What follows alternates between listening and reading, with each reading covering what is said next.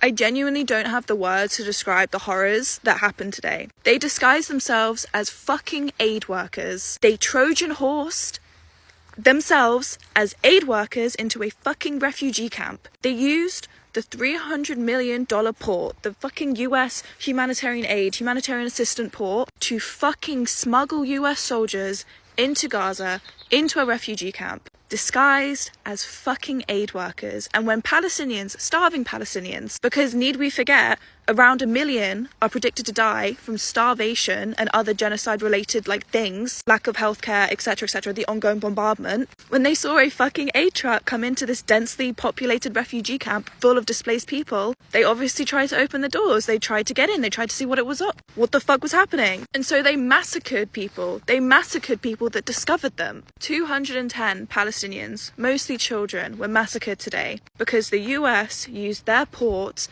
the US used their soldiers, and Israel disguised themselves as aid workers and then massacred, completely annihilated children to save 4 fucking people.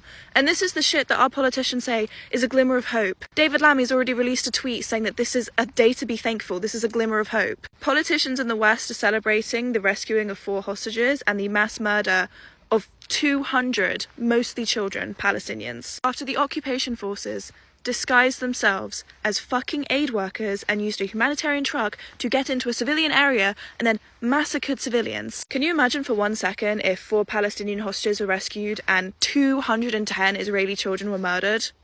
What the headlines would be, what the people would say. It is fucking barbaric that anyone is celebrating today.